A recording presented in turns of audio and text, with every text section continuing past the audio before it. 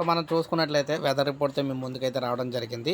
గురువారం నాటికి సంబంధించి వెదర్ రిపోర్ట్‌తో మేము ముందుకొచ్చానన్నమాట. సో ఏదైతే మనం ప్రజెంటు ఇక్కడ నిన్న హిందూ మహాసముద్రంలో అల్పపీడనం ఏర్పడిందని చెప్పేసి చెప్పుకున్నాము. అది నిన్న శ్రీలంక యువతలో అయితే ఏర్పడింది. ఇప్పుడు శ్రీలంక మధ్యకు అయితే చేరుకోవడం జరిగిందనమాట. అది శ్రీలంకనైతే సమీపించడం అయితే జరిగింది. ఇక్కడ మీరు చూసుకోవచ్చు. నిన్నటికి ఇప్పటికీ తేడా. సో శ్రీలంకగా అయితే చేరుకోవడం అయితే జరిగింది. ఈ అల్పపీడనం అనేది ఇటు తమిళనాడు నుంచి ఏపీకి వరకు కూడా ప్రభావం ఉండే అవకాశాలు అయితే కనిపిస్తున్నాయి.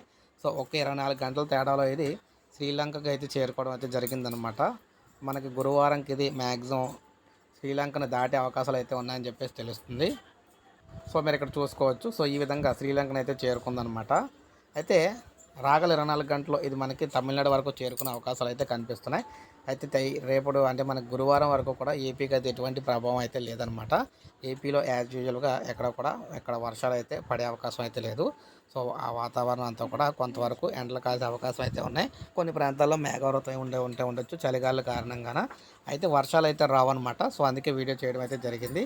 ఈ అల్పపీడనం అనేది కొంతవరకు ఇంకా 1, 2 రోజుల వరకు కూడా దీని ప్రభావం చూపించే అవకాశాలు అయితే కనిపించట్లేదు. సో ప్రతిరోజు వెదర్ రిపోర్ట్ అందిస్తూ ఉంటాను. ఒక లైక్ చేయండి. సబ్స్క్రైబ్ చేసుకోకపోతే మన ఛానల్ సబ్స్క్రైబ్ చేసుకొని